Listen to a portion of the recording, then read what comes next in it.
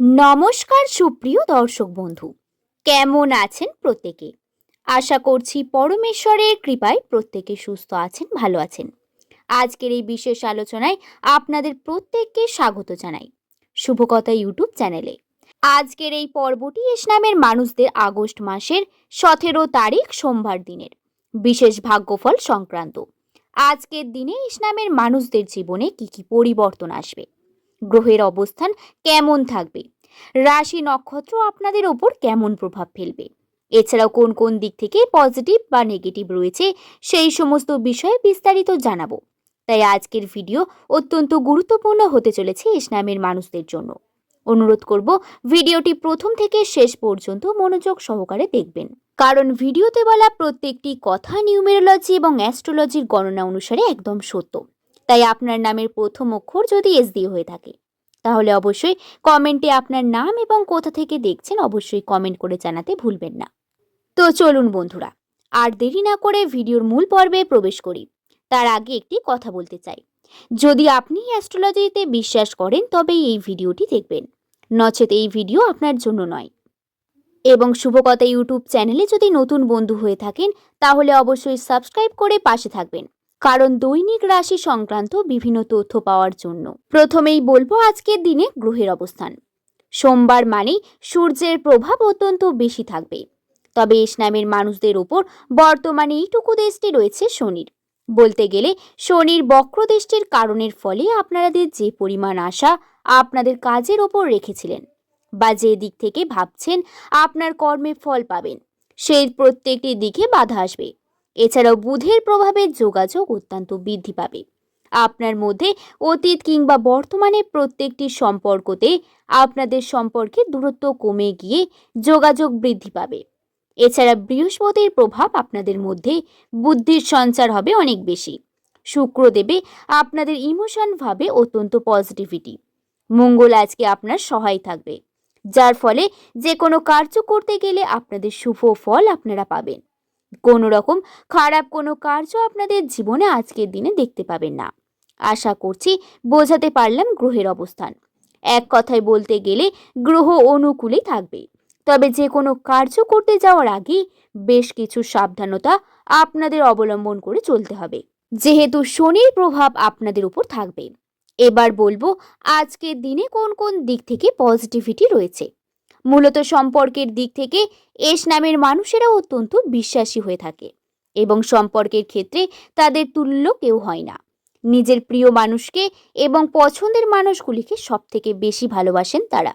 সম্পর্ককে কিভাবে বিল্ড করতে হয় সেটা তারা খুব ভালোভাবেই জানে।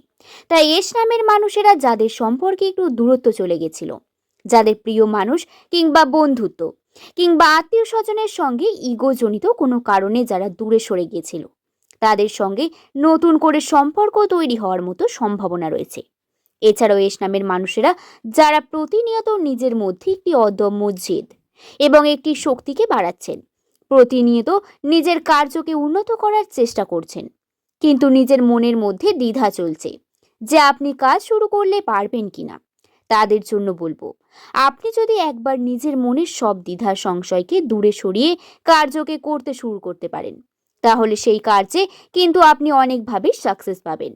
তাই কে কি বলবে, কে কি ভাববে সেটা না করে আপনার মন যা চায় সেই কার্যের দিকে এগিয়ে যান। প্রত্যেকটি কার্যকে যদি আপনি সঠিকভাবে মনোনিবেশের সাথে করেন এবং পরিশ্রমের সাথে করতে পারেন, প্রত্যেকটি কার্যই আপনার সম্পূর্ণ হবে।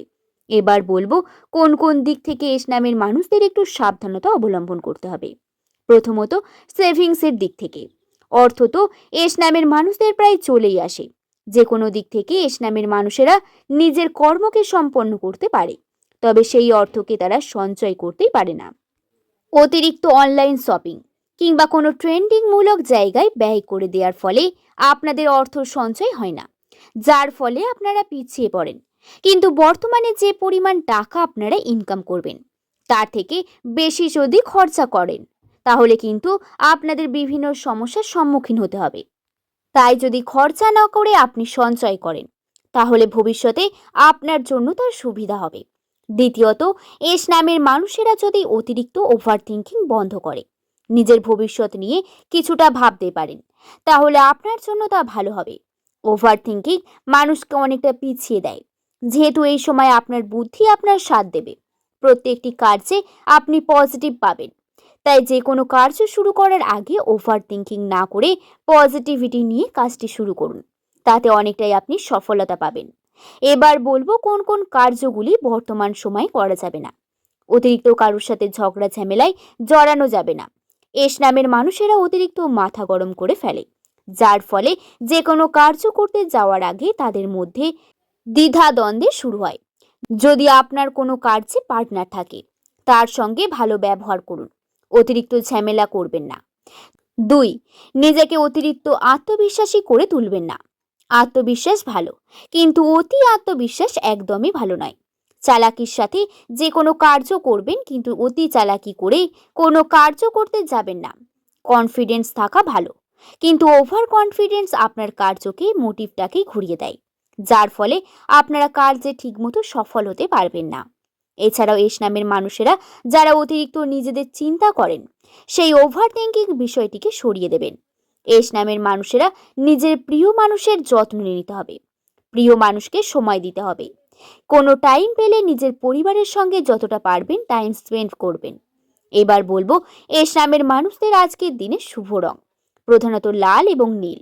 এই দুই রং এস নামের মানুষদের জন্য আজকের দিনে শুভ। সংখ্যাতত্ত্বের দিক থেকে 25 সংখ্যাটি সব থেকে শুভ। এই সংখ্যাতত্ত্বের দিকে অত্যন্তই শুভ সংখ্যা, এবং আজকের দিনে শুভ সময় হলো সকাল 6টা থেকে 8টা পর্যন্ত এবং সন্ধে 5টা থেকে 7:30 পর্যন্ত। সকালে উঠে আপনারা সূর্য প্রণাম সেরে একটু ধ্যান বা মেডিটেশন করবেন, তাহলে আপনার মনের মধ্যে থাকা যেরকম দ্বিধাদ্বন্দ্ব দূর হয়ে যাবে এবং সারাদিন যে কোনো পরিশ্রম আপনারা করেন, সেই পরিশ্রম আপনাকে সহজে ক্লান্তি আসবে না। একটা কথা মনে রাখবেন, যতই আপনারা নিজেকে গড়ে তুলবেন ততই আপনাদের জন্য ভালো। পজিটিভিটির সাথে যদি নিজেকে গড়ে তুলতে পারেন, ভবিষ্যতে আপনারাই যে কোনো কার্য করতে যাওয়ার আগে কোনো ভয়ভীত থাকবে না। বন্ধুরা, আজকের ভিডিও ছিল এই পর্যন্তই। ভিডিওতে বলা যদি কোনো কথা নিয়ে সংশয় সৃষ্টি হয়, তাহলে অবশ্যই কমেন্ট করে জানাবেন। আবার দেখা হবে নতুন কোনো একটি ভিডিওতে। সকলে ভালো থাকবেন, সুস্থ থাকবেন, সাবধানে থাকবেন।